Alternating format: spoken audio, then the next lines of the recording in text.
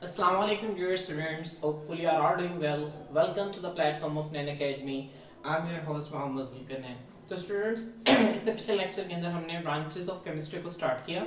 हमने 4 ब्रांचेस जो है हमने उनको डिस्कस कर लिया है। कौन कौन सी वो ब्रांचेस हैं? Physical chemistry, inorganic chemistry, organic chemistry, ठीक है। और हमारे पास जो है लास्ट में हमने इन्वायरमेंटल केमिस्ट्री को स्टडी किया था। तो नेक्स्ट जो है स्टूडेंट्स, आज हमने जिस ब्रांच को स्टार्ट करना है हमारे पास वो है एनालिटिकल केमिस्ट्री। क्या है? एनालिटिकल केमिस्ट्री, ठीक है। इसका नाम आप मेरे साथ पढ़ें, एनालिटिकल केमिस्ट्री। स्टूडेंट्स अब ये जो एनालिटिकल केमिस्ट्री है ना, इसमें हम एनालिसिस करते हैं। स्टूडेंट्स ये एनालिसिस क्या होता है? ठीक है, एनालिसिस का इसका लफ्ज उर्दू में मतलब होता है इसका तज्जिया करना। क्या होता है? तज्जिया करना। स्टूडेंट्स तज्जिया करने से क्या मुराद है?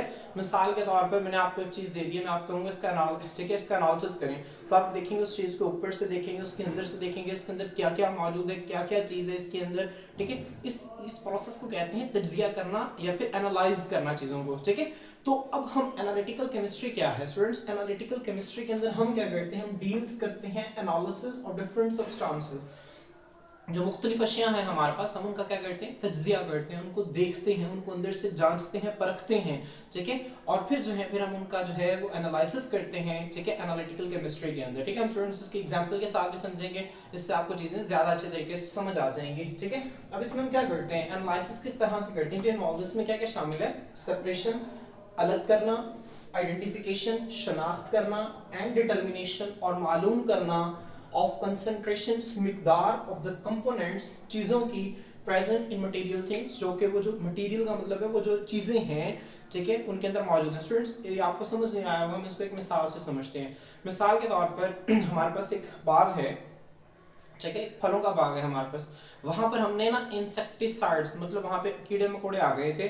अब उन कीड़े मकोड़ों को मारने के लिए हमने ना वहां पर केमिकल स्प्रे किया, जिससे सारे कीड़े वहां पर मर गए, ठीक है। अब वहां पे बाग से हमारे पास फल आए हैं, ठीक है। और हमने अब ये देखना है कि वो जो फल है हमारे पास, ठीक है, जो कि उस बाग से टूट कर आए हैं, उसके अंदर उन वो जो केमिकल्स जो कि हमने कीड़ों मकोड़ों को मारने के लिए डाले थे, वो केमिकल्स उन फलों के अंदर हैं या नहीं है, और अगर हैं तो वो कितने हैं, ठीक है। स्टूडेंट्स जब हम इस चीज को स्टडी करेंगे ना कि फलों के अंदर जो हैं वो कितने हमारे पास जो हैं वो खतरनाक केमिकल्स हैं, कीड़े मकोड़ों को मारने वाले केमिकल्स मौजूद हैं, तो स्टूडेंट्स इसको हम कहेंगे एनालिटिकल केमिस्ट्री के अंदर आएगा ये। हम क्या करेंगे? हम सबसे पहले उसमें से एक सैंपल लेंगे, उन फलों में से हम कोई से भी रैंडम से इधर उधर से कोई से हमने 2-3 फल ले लिए। फिर हम स्टूडेंट्स उनको क्या करेंगे? फिर हम उनको सबसे पहले हम क्या करेंगे? उन फलों को काट कर उनका कुछ हिस्सा जो है वो सेपरेट कर लेंगे। इसमें हम क्या करेंगे? सेपरेशन आएगी, ठीक है स्टूडेंट्स। फिर हम उनको मुख्तलिफ केमिकल्स के जरिए, मुख्तलिफ तरीकों के जरिए हम उनके अंदर से क्या करेंगे? चीज़ों की पहचान करेंगे कि आया कि इसके अंदर ये वाला केमिकल मौजूद है, ये वाला कीड़े मकोड़ों को मारने वाला केमिकल मौजूद है, ठीक है। हम क्या करेंगे? उसके अंदर आइडेंटिफिकेशन करेंगे। समझ आ गई स्टूडेंट्स? हम सबसे पहले क्या करेंगे? सेपरेशन करेंगे, उसके बाद उसके अंदर से देखेंगे, शनाख्त करेंगे, आइडेंटिफाई करेंगे इसके अंदर कौन सा जहरीला केमिकल मौजूद है। और फिर हम शनाख्त करने के बाद हम क्या देखेंगे? हम डिटरमाइन करेंगे। डिटर्मिनेशन का मतलब होता है मालूम करना, ठीक है, डिटर्मिनेशन ऑफ कंसंट्रेशन, फिर हम देखेंगे कि इसके अंदर कितनी मिकदार में वो जो जहरीला केमिकल है वो इसके अंदर मौजूद है, ठीक है। तो समझ आ रही है स्टूडेंट्स? ठीक है।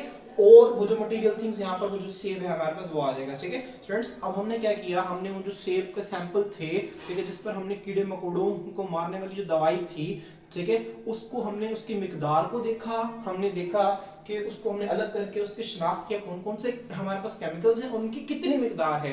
तो केमिस्ट्री की वो ब्रांच जिसके अंदर हम तमाम चीजों को स्टडी करते हैं, उससे हम क्या कहते हैं? उससे हम कहते हैं एनालिटिकल केमिस्ट्री, ठीक है। तो स्टूडेंट्स एनालिटिकल केमिस्ट्री में हम क्या करते हैं? हम चीजों को एनालाइज करते हैं, उनका तज्जिया करते हैं, उनको सेपरेट करते हैं, उनकी शनाख्त करते हैं, ठीक है। उनके अंदर मुख्तलिफ चीजों की जो हमारे पास कंसंट्रेशन है, जो मिकदार है, जो तादाद है, उसको क्या करते हैं? उसको हम मालूम करते हैं, ठीक है। इसे ही तो हम एनालिटिकल केमिस्ट्री कहते हैं। होपफुली स्टूडेंट्स ये आपको समझ में आ गया होगा, ठीक है। तो आए स्टूडेंट्स, अब हम अपनी नेक्स्ट ब्रांच ऑफ केमिस्ट्री की तरफ चलते हैं, जो हमारे पास है बायोकेमिस्ट्री। क्या है? बायोकेमिस्ट्री। स्टूडेंट्स जो बच्चे 9th क्लास, जो आप में से बायोलॉजी के स्टूडेंट्स हैं, ठीक है, वो उसको डिटेल से पढ़ेंगे, ठीक है, एक चैप्टर के तौर पर 9th क्लास बायोलॉजी के अंदर, ठीक है। लेकिन जो 10th क्लास 9th के कंप्यूटर के स्टूडेंट्स हैं, बेटा आप लोग इसे केमिस्ट्री के अंदर पढ़ेंगे, 10th क्लास की केमिस्ट्री के अंदर, ठीक है। तो आपने परेशान नहीं होना, ठीक है, बहुत आसान है ये। बायोकेमिस्ट्री क्या होता है स्टूडेंट्स? देखिए, बायो का मतलब होता है लाइफ, केमिस्ट्री क्या है? केमिस्ट्री का मतलब है केमिकल रिएक्शंस, ठीक है। अब स्टूडेंट्स अब केमिस्ट्री, जब हम केमिकल रिएक्शंस को स्टडी करें जिंदगी के केमिकल रिएक्शंस का जब मुतालिया किया जाएगा तो इसे क्या कहा जाएगा, इसे कहा जाएगा बायोकेमिस्ट्री। तो बायोकेमिस्ट्री में हम क्या करते हैं, बायोकेमिस्ट्री के अंदर जो लिविंग ऑर्गेनिजम्स के अंदर जो केमिकल रिएक्शंस हो रहे हैं, ठीक है, जो उनके अंदर जो केमिकल रिएक्शंस है, केमिकल प्रोसेसेस हो रहे हैं, हम उनका मुतालिया करते हैं केमिस्ट्री की जिस ब्रांच के अंदर, उसे हम बायोकेमिस्ट्री कहते हैं। हमारे पास क्या है, ये branch of chemistry in which we study, इसमें मुतालिया करते हैं किसका, केमिकल सब्सटेंसेस का, जो कीमियाई अशिया हैं, ठीक है, एंड वाइटल प्रोसेसेस। वाइटल का मतलब होता है स्टूडेंट्स लाजमी, अहम। प्रोसेसेस का मतलब क्या है, वो चीजें जो हमारे अंदर अहम चीजें हो रही हैं, हम रिएक्शंस हो रहे हैं, हम उनका मुतालिया करते हैं, ठीक है, अकरिंग लिविंग ऑर्गेनिज्म जो कि जिंदा जानदारों के अंदर हो रहे हैं। इसकी मैं आपको छोटी सी मिसाल दे देता हूँ। मिसाल के तौर पर फोटोसिंथेसिस, क्या है, फोटोसिंथेसिस। अब स्टूडेंट्स ये केमिकल रिएक्शन है फोटोसिंथेसिस का, जिसमें हमारे पास होता क्या है, अगर मैं यहाँ पे छोटा सा लिखूं, हमारे पास कार्बन डाइऑक्साइड और वाटर सूरज की रोशनी की मौजूदगी में, ठीक है, हमारे पास ग्लूकोज बनाते हैं, C6H12O6 प्लस ऑक्सीजन। ठीक है, आप लोगों ने इसको याद भी नहीं करना, हम इसको बाद में देखेंगे, ठीक है। हमारे पास स्टूडेंट्स ये ग्लूकोज बनता है, ठीक है। अब ये फोटोसिंथेसिस एक केमिकल रिएक्शन है जो कि पौधों के अंदर हो रहा है, तो हम इसे बायोकेमिस्ट्री के अंदर स्टडी करेंगे, ठीक है स्टूडेंट्स। इस तरह हमारे पास रेस्पिरेशन, हमारे जिस्म के अंदर एक प्रोसेस है जिसे रेस्पिरेशन कहते हैं। रेस्पिरेशन का मतलब क्या है, हम खाना खाते हैं, खाना खाने से हमारी बॉडी के अंदर क्या आ जाती है, एनर्जी आ जाती है, ठीक है। एनर्जी किस प्रोसेस से आती है, उसे हम रेस्पिरेशन कहते हैं, ठीक है। उसको भी हम बायोकेमिस्ट्री के अंदर स्टडी करते हैं। वो कौन कौन से रिएक्शन है जो कि खुराक को तोड़कर उससे एनर्जी निकाली जाती है, ठीक है, इसे हम स्टूडेंट्स जो है बायोकेमिस्ट्री के अंदर स्टडी करते हैं। तो बायोकेमिस्ट्री के अंदर हम किसको स्टडी करते हैं, वो जो चीजें जो हमारे अंदर मौजूद हैं, हम देखेंगे कौन कौन सी चीजें हमारे अंदर मौजूद हैं और वो कौन से अहम प्रोसेसेस हैं जो कि हमारे अंदर हो रहे हैं, ठीक है स्टूडेंट्स। हमारे पास जो बायोकेमिस्ट्री है वो प्रोवाइड्स, मुहैया करती है इनसाइट। स्टूडेंट इनसाइट का मतलब होता है गहरा नॉलेज, डीप नॉलेज को हम इसे कहते हैं, मतलब गहराई से हम इसके अंदर स्टडी करते हैं। किसको स्टडी करते हैं, स्ट्रक्चर को, साख्त को, एंड फंक्शन और काम को ऑफ मॉलिक्यूल्स। कौन कौन से मॉलिक्यूल्स हैं स्टूडेंट्स, 4 मॉलिक्यूल्स हैं हमारे पास मेन, ठीक है। प्रोटीन्स, क्या है, प्रोटीन्स, कार्बोहाइड्रेट्स, क्या है सेकंड नंबर पर, कार्बोहाइड्रेट्स, लिपिड्स, मेरे साथ पढ़ें, लिपिड्स और न्यूक्लिक एसिड्स। कौन कौन से हैं 4, प्रोटीन्स, कार्बोहाइड्रेट्स, लिपिड्स और न्यूक्लिक एसिड्स। कौन कौन से, प्रोटीन्स, कार्बोहाइड्रेट्स, लिपिड्स और न्यूक्लिक एसिड, शाबाश, ठीक है। तो ये 4 मॉलिक्यूल्स जो हैं हमारे पास, ये बायोमॉलिक्यूल्स कहलाते हैं, क्योंकि ये लिविंग ऑर्गेनिजम्स के अंदर मौजूद होते हैं। और केमिस्ट्री के वो ब्रांच जिसके अंदर हम इन बायोमॉलिक्यूल्स को स्टडी करते हैं, उससे हम क्या कहते हैं, बायोकेमिस्ट्री कहते हैं, ठीक है स्टूडेंट्स। अब हम बायोकेमिस्ट्री के अंदर देखेंगे इनका स्ट्रक्चर क्या है। मिसाल के तौर पर हम इसको आगे भी देखेंगे प्रोटीन्स को, पॉलीमर केमिस्ट्री के अंदर। स्टूडेंट्स, जो प्रोटीन्स है ना हमारे पास, ये अमाइनो एसिड्स से मिलकर बनी है। अब अमाइनो एसिड्स क्या हैं, ठीक है, ये हमारे पास एक स्ट्रक्चर है, कम है। अब ये समझने चीज है, मिसाल के तौर पर मैं ये कह देता हूँ मेरे पास ये एक अमाइनो एसिड है। अब जब इस तरह का काफी सारे अमाइनो एसिड्स मिलेंगे तो हमारे पास क्या बनेगी, प्रोटीन्स बनेगी। तो बायोकेमिस्ट्री के अंदर हम इसके स्ट्रक्चर को स्टडी करेंगे, फिर उनके बाद इन प्रोटीन्स का काम क्या है। अब प्रोटीन्स हमारे जिस्म के अंदर मुख्तलिफ काम करती हैं हमारे, ठीक है, हमें एनर्जी प्रोवाइड करती हैं हमारे जिस्म के अंदर, और उनका बहुत सारा रोल है। मिसाल के तौर पर अगर मैं आपको एक और एग्जांपल दूं, हमारे जिस्म के अंदर जो खून जो है ना, हमारे जिस्म के अंदर खून से गर्दिश करता है, ठीक है, हम सांस अंदर लेते हैं, हमारे जिस्म के अंदर ऑक्सीजन जाती है। अब उस ऑक्सीजन को सारे जिस्म में कौन लेकर जाता है, वो एक प्रोटीन है जिसे हम कहते हैं हीमोग्लोबिन। क्या कहते हैं, हीमोग्लोबिन। स्टूडेंट्स, आपने याद नहीं रखना, अगर आपको याद रह जाती है तो अच्छी बात है। मिसाल मैं आपको दे रहा हूँ, हीमोग्लोबिन एक प्रोटीन है, ये हमारे जिस्म के अंदर ऑक्सीजन को ट्रांसपोर्ट करती है, ठीक है, किसको ट्रांसपोर्ट करती है, ऑक्सीजन को ट्रांसपोर्ट करती है। तो ये जो जितनी भी हमारे पास बायोमॉलिक्यूल्स हैं हमारे जिस्म के अंदर, हम इनके स्ट्रक्चर को और इनके काम क्या है, इन सब का मुताला जो है वो हमारे बॉडी के अंदर, ठीक है, ये बायोकेमिस्ट्री के अंदर हम करते हैं, ठीक है स्टूडेंट्स। होपफुली जो है वो आप लोगों को समझ आ गया होगा।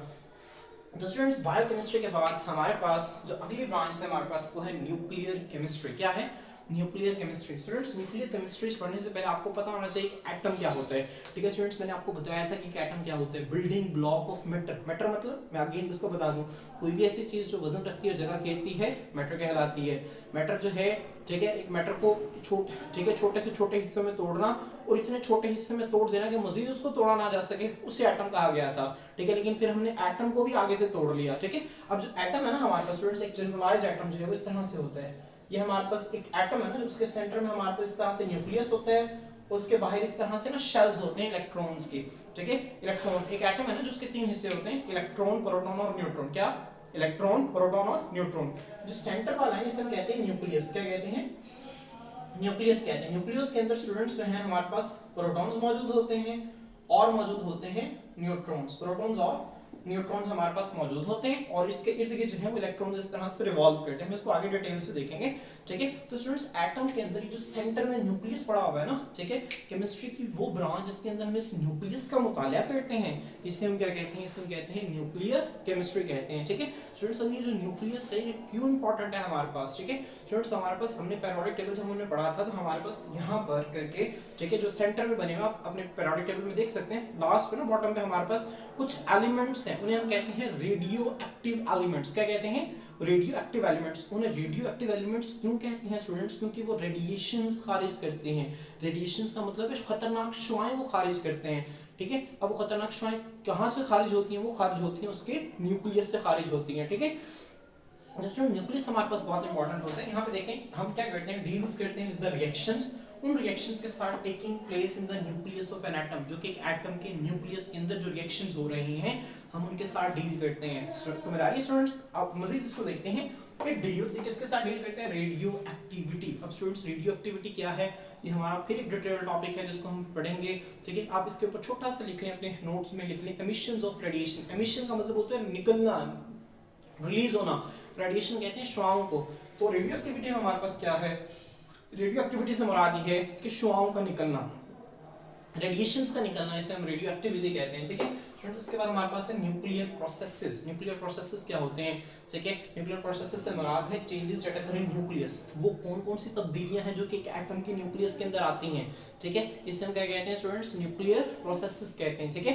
हम न्यूक्लियर केमिस्ट्री के अंदर किसको स्टडी करते हैं, रेडियो एक्टिविटी को स्टडी करते हैं, न्यूक्लियर प्रोसेसेस को स्टडी करते हैं और लास्ट में किस चीज को स्टडी करते हैं, ट्रांसफॉर्मेशन को स्टडी करते हैं, जो कि एटम्स की न्यूक्लियाई के अंदर होती हैं। स्टूडेंट्स कौन-कौन सी ट्रांसफॉर्मेशंस हैं जिनको हम यहाँ पर स्टडी कर रहे हैं। स्टूडेंट्स मैंने आप लोगों के लिए एक एग्जांपल लिखी है। हमारे पास स्टूडेंट्स एक एटम है यूरेनियम। क्या है, यूरेनियम। स्टूडेंट्स इसका एटॉमिक नंबर होता है 238। एटॉमिक नंबर में एटॉमिक नंबर क्या है, एटॉमिक मास, ठीक है।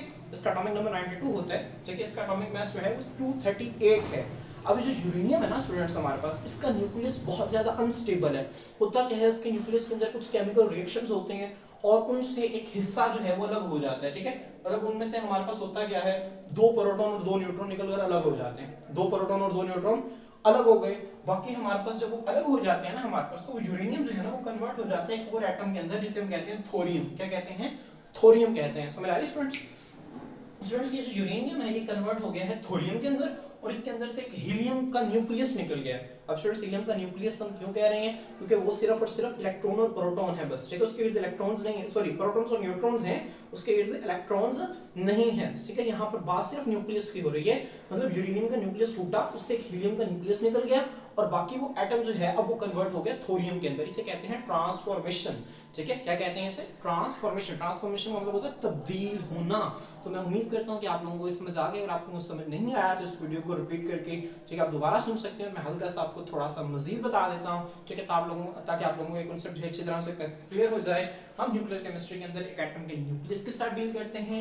न्यूक्लियस के हम किस 3 चीजों को स्टडी करते हैं, रेडियो एक्टिविटी को स्टडी करते हैं। रेडियो एक्टिविटी से मुराद क्या है, रेडिएशंस निकलती हैं उनसे, उनका मुताला करते हैं। उसके बाद स्टूडेंट्स हम यहाँ पर न्यूक्लियर प्रोसेसेस का मुताला करते हैं कि न्यूक्लियस के अंदर कौन-कौन सी तब्दीलियां आती हैं, ठीक है। और तीसरे नंबर पे हम मुताला करते हैं ट्रांसफॉर्मेशन का। ट्रांसफॉर्मेशन का मतलब होता है तब्दील होना। मतलब एक एटम जो है स्टूडेंट्स देखिए वो किस तरह से दूसरे एटम में तब्दील हो गया है, उसके न्यूक्लियस के अंदर से एक चीज निकल गई बाहर, ठीक है, और वो दूसरे एटम में तब्दील हो गई, इसे कहते हैं ट्रांसफॉर्मेशन, ठीक है। स्टूडेंट्स इन 3 चीजों का मुताला हम न्यूक्लियर केमिस्ट्री के अंदर करते हैं। स्टूडेंट्स न्यूक्लियर केमिस्ट्री हमारे पास क्यों जरूरी है, क्योंकि इसकी बहुत सारी एप्लीकेशंस हैं। एग्रीकल्चर के अंदर, ज़राअत के अंदर हमारे पास इसकी बहुत सारी एप्लीकेशंस हैं। मिसाल के तौर पर स्टूडेंट्स हम ज़राअत के अंदर हमारे पास, ठीक है, जो ज़रई ज़मीनें हैं वहाँ पर हम उनके जो हमारे पास पौधे हैं ना, उनके जो है हम रेडिएशंस की मदद से उनमें बेहतर खसूसियात को पैदा करते हैं, ठीक है, ताकि वो ज़्यादा फल दें। इसी तरह हम रेडिएशंस की मदद से, ठीक है, एक पर्टिकुलर जगह के अंदर हम हशरात को मारने के लिए रेडिएशंस का हम इस्तेमाल कर सकते हैं, ठीक है। मेडिसिन स्टूडेंट्स, मेडिसिन की फील्ड में ये जो रेडियो एक्टिविटी है, ये जो रेडियो हमारे पास न्यूक्लियर केमिस्ट्री है, ठीक है, बहुत इंपॉर्टेंट है, ठीक है। हम इसको आगे भी देखेंगे हमारे पास, ठीक है। हम इससे कैंसर का इलाज करते हैं, इनसे जो शुआएं निकलती हैं हम उनसे कैंसर का इलाज करते हैं। हम इनसे, आपने एक बीमारी होती है गर्दन की बीमारी, इसे गॉइटर कहते हैं इंग्लिश में, गिलहड़, ठीक है, उर्दू में कहते हैं इसे, हम इसका इलाज करते हैं और बहुत सारी जो है बीमारियों का हम इलाज करते हैं, ठीक है। तो मेडिसिन में बहुत इंपॉर्टेंट है। इंडस्ट्री के अंदर स्टूडेंट्स ये जो शुआएं हैं बहुत इंपॉर्टेंट है। इंडस्ट्री के अंदर क्या किया जाता है, जो न्यूक्लियर केमिस्ट्री है, ठीक है, ये जो रेडिएशन है इनसे निकलती हैं उनको कई कामों के लिए इस्तेमाल किया जाता है और उनकी एनर्जी को बहुत सारे मकासद के लिए इस्तेमाल किया जाता है। इन्हीं से स्टूडेंट्स एटॉमिक बॉम्ब्स बनाए जाते हैं, जो आपने एटॉमिक बॉम्ब का नाम सुना होगा, ठीक है, उसमें भी हमारे पास सारी जो है वो न्यूक्लियर केमिस्ट्री होती है हमारे पास, ठीक है। और स्टूडेंट्स उसके बाद इनको रिसर्च, इनको तहकीक के लिए इस्तेमाल किया जाता है, ठीक है। ये जो शुआएं निकल रही हैं इनको तहकीक के लिए इस्तेमाल किया जाता है, ठीक है। इसको हम अब थोड़ा सा आगे मजीद डिटेल से देखेंगे, ठीक है। हम इस चैप्टर में आगे जब हम जाएंगे इस बुक के अंदर तो हम इन चीज़ों को मजीद डिटेल से देखेंगे। तो स्टूडेंट्स मैं उम्मीद करता हूँ कि आप लोगों को समझ आ गया है। कोई भी क्वेश्चन है तो आप लोग जो है वो कमेंट सेक्शन के अंदर पूछ सकते हैं। स्टूडेंट्स नेक्स्ट हमारे पास जो है वो ब्रांच है, उसको हम डिस्कस करेंगे, वो हमारे पास है polymer chemistry. Students polymer chemistry को पढ़ने से पहले हमें पता होना चाहिए कि व्हाट इज पॉलीमर, आखिर पॉलीमर जो है ये होता क्या है। स्टूडेंट्स आपको पता होना चाहिए कि जो लफ्ज़ है ना पोली, POLY, पोली, पोली का मतलब होता है मैनी, क्या है, मैनी। मर कहते हैं यूनिट को, ठीक है। पोली का मतलब क्या है, मैनी, ठीक है। और मर कहते हैं यूनिट को, मतलब मैनी यूनिट्स, बहुत सारी यूनिट्स। यूनिट कहते हैं इकाई, इकाई मतलब बहुत सारी, जब एक जैसी बहुत सारी चीजें जब आपस में मिलती हैं तो उससे क्या बनता है, पॉलीमर बनता है। समझ आ रही है स्टूडेंट्स? पॉलीमर्स की डेफिनेशन यही है कि पॉलीमर्स जो है वो लार्ज मॉलिक्यूल्स, बड़े बड़े मॉलिक्यूल्स होते हैं, मेड बाय, जो कि किससे बनते हैं, लिंकिंग। लिंक का मतलब होता है स्टूडेंट्स जुड़ना, ठीक है। लिंकिंग टुगेदर, इकट्ठे जुड़ने से। अ सीरीज, सीरीज का मतलब एक तरतीब से, of building blocks. Building blocks यहाँ पर क्या है स्टूडेंट्स, वो चीजें जो कि इस पॉलीमर को बना रही हैं। मिसाल के तौर पर मैं कहता हूँ हमारे पास इस तरह से एक बॉक्स है, अब ये इस तरह से स्टूडेंट्स एक दूसरे के साथ एक तरतीब से जुड़ते जा रहे हैं और हमारे पास यहाँ पर जो है वो एक पॉलीमर बनता जा रहा है, ठीक है। तो पॉलीमर्स क्या है हमारे पास, पॉलीमर्स की आपने डेफिनेशन अच्छी तरह से याद रखनी है। हमारे पास ये बड़े बड़े मॉलिक्यूल्स होते हैं, ठीक है, जो कि मेड बाय, किससे बनते हैं, लिंकिंग, जुड़ने से, टुगेदर, आपस में। A series of building blocks, building blocks का मतलब है वो ब्लॉक्स, वो चीजें जो कि आपस में मिल रही हैं, वो डिफरेंट हो सकती है। मिसाल के तौर पर, ठीक है, मैं कहता हूँ ये दीवार है, इस दीवार का बिल्डिंग ब्लॉक क्या है, ईंट है, ठीक है। तो जब ईंटें आपस में मिलेंगी तो ये दीवार बनेगी। इस दीवार को बनाने वाला वो जो इकाई है, वो जो ब्लॉक है, वो एक ईंट है, ठीक है। इसी तरह हमारे पास बहुत सारे जो जितने भी पॉलीमर्स हैं उनका एक बिल्डिंग ब्लॉक होता है। यहाँ पर देखते हैं स्टूडेंट्स, हमारे पास ना बहुत सारे मटेरियल्स हैं, ठीक है, जो कि हमारी बॉडीज के अंदर मौजूद हैं और उन्हें हम कहते हैं पॉलीमर्स। वो नेचुरली ऑकरिंग पॉलीमर्स है, कुदरती तौर पर हमारी बॉडी के अंदर पाए जाते हैं। उनमें हमारे पास आता है प्रोटीन्स। मैंने आपको स्टूडेंट्स बताया था प्रोटीन्स को जब हमने बायोकेमिस्ट्री के अंदर स्टडी किया था, तो प्रोटीन्स हमारे पास पॉलीमर्स हैं। क्या है, पॉलीमर्स। अब इसका बिल्डिंग ब्लॉक क्या है, इसका बिल्डिंग ब्लॉक है हमारे पास अमाइनो एसिड। क्या है, अमाइनो एसिड। तो प्रोटीन हमारे पास, मतलब ये समझ, जब एक अमाइनो एसिड है हमारे पास, ठीक है, इस तरह ये एक अमाइनो एसिड है, ये सेकंड अमाइनो एसिड है, ये थर्ड है। जब इस तरह का ये हजार अमाइनो एसिड्स आपस में मिलते जाएंगे तो हमारे पास क्या बनती जाएंगी, प्रोटीन्स बनती जाएंगी, ठीक है। प्रोटीन्स हमारे जिस्म के अंदर मुख्तलिफ काम करती हैं, ठीक है, ये आपको पहले ही पता है, ठीक है। उसके बाद स्टूडेंट्स हमारे पास है सेलुलोज। स्टूडेंट्स ये जो सेलुलोज है पौधों के अंदर होता है, ठीक है। हम इसको देखेंगे, बायोलॉजी के स्टूडेंट जो है उसको पढ़ेंगे, जो कंप्यूटर के स्टूडेंट्स हैं आप उसको ध्यान रखें। सेलुलोज पौधों के अंदर पाया जाने वाला एक केमिकल है। जो सेलुलोज है हमारे पास, ये ग्लूकोज के मिलने से बनता है। जब हजारों ग्लूकोज के मॉलिक्यूल आपस में मिलेंगे तो क्या बनेगा, सेलुलोज बनेगा। तो सेलुलोज का बिल्डिंग ब्लॉक क्या है, हमारे पास ग्लूकोज है, और सेलुलोज इस तरह एक पॉलीमर है क्योंकि वो बहुत सारे ग्लूकोज के यूनिट से मिलने से बन रहा है। इस तरह प्रोटीन बहुत सारे अमाइनो एसिड्स जो हैं उनके यूनिट से मिलने से बन रही है, ठीक है स्टूडेंट्स। इसके बाद हमारे पास है न्यूक्लिक एसिड्स। क्या है स्टूडेंट्स, न्यूक्लिक एसिड्स। तो न्यूक्लिक एसिड्स ना हमारे पास दो तरह के होते हैं, एक को हम कहते हैं डीएनए और एक को हम कहते हैं आरएनए, ठीक है। अगर मैं यहाँ पे आपको लिखूं डीएनए और एक हमारे पास होता है आरएनए। डीएनए का मतलब होता है स्टूडेंट्स डीऑक्सीराइबो न्यूक्लिक एसिड। क्या है, मेरे साथ पढ़े, डीऑक्सीराइबो न्यूक्लिक एसिड, ठीक है। मैं आप लोगों के आसानी के लिए यहाँ पर लिख देता हूँ डीऑक्सीराइबो न्यूक्लिक एसिड, ठीक है।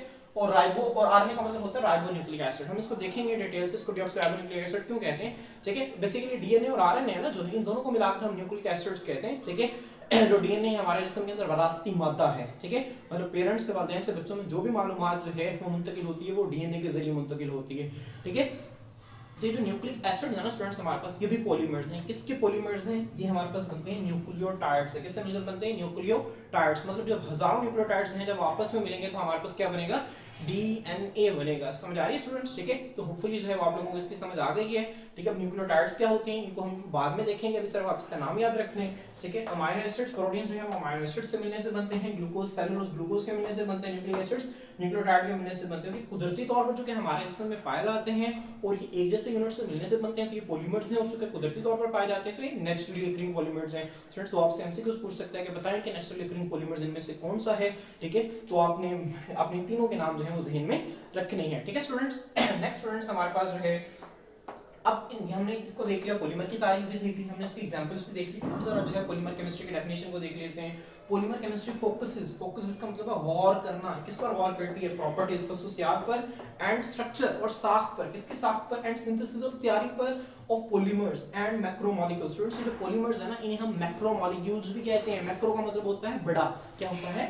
बड़ा। मॉलिक्यूल्स कहते हैं जब एटम्स आपस में बॉन्ड्स के जरिए मिलते हैं तो मैक्रोमोलिक्यूल है, ठीक है। तो मॉलिक्यूल्स हैं। स्टूडेंट्स देखिए यहाँ पे हमारे पास दो चीजें हैं, ये बॉन्ड के जरिए आपस में मिल रही हैं, तो मॉलिक्यूल है। जो कि बड़े बड़े मॉलिक्यूल्स होते हैं तो इन्हें मैक्रोमोलिक्यूल्स कहते हैं, ठीक है। तो हमारे पास ये जो मैक्रोमोलिक्यूल्स है, जो पॉलीमर्स हैं, इनकी प्रॉपर्टीज क्या हैं, इनकी खसूसियात क्या हैं? स्टूडेंट्स देखिए, जैसे मैंने आपको बताया प्रोटीन्स की खसूसियात क्या हैं, हमारे जिस्म के अंदर मुख्तलिफ काम करती हैं, हमें एनर्जी प्रोवाइड करती हैं, ठीक है। इनका स्ट्रक्चर क्या है, किस चीज से मिलकर बने होते हैं? जैसे प्रोटीन अमीनो एसिड से मिलकर बनी है, जो सेलुलोज है ग्लूकोज के मिलने से बनता है, ठीक है। ये इनका हर एक का अलग अलग खसूसियात होती हैं, हर एक का अलग अलग स्ट्रक्चर है। और इनकी सिंथेसिस, इनकी तैयारी कैसे होती है? स्टूडेंट्स प्रोटीन्स की तैयारी हमारे जिस्म के अंदर होती है, ठीक है। सेलुलोज की तैयारी पौधों के अंदर होती है। किस तरह से ये बनते हैं, इन सब का मुताला जो है हमारे पास वो क्या कहलाता है, ठीक है। उसको हम पॉलीमर केमिस्ट्री के अंदर जो है उसको डिटेल से हम स्टडी करते हैं, ठीक है।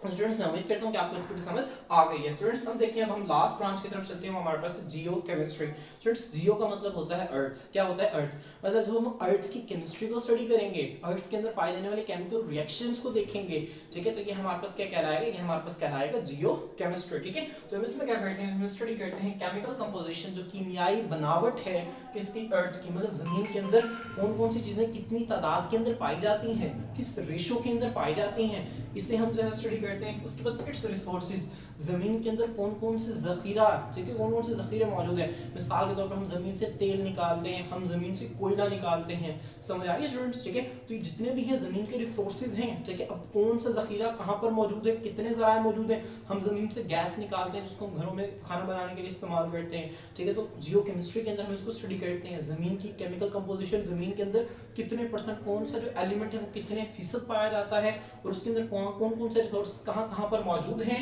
एंड मिनरल्स, और मिनरल्स को हम स्टडी करते हैं, ठीक है। स्टूडेंट्स अब यहाँ पर हमारे पास कुछ मिनरल्स ऐसे होते हैं जो कि जमीन में मौजूद होते हैं, बहुत इंपॉर्टेंट होते हैं और बहुत महंगे हैं। जिस तरह गोल्ड हो गया, गोल्ड जो है वो कितना इंपॉर्टेंट, जो कितना महंगा मिनरल। जिस तरह प्लेटिनियम हो गया, कॉपर, तांबा जिसे आप कहते हैं, ठीक है, ये हो गया, ठीक है। स्टूडेंट्स ये कुछ मिनरल, जिस तरह डायमंड हमारे पास है, ठीक है। स्टूडेंट्स ये हमारे पास कुछ ऐसी चीजें जो कि हमारी जमीन के अंदर पाई जाती हैं। अल्लाह ताला ने हमारी जमीन के अंदर ये तमाम चीजें रखी हैं, ठीक है।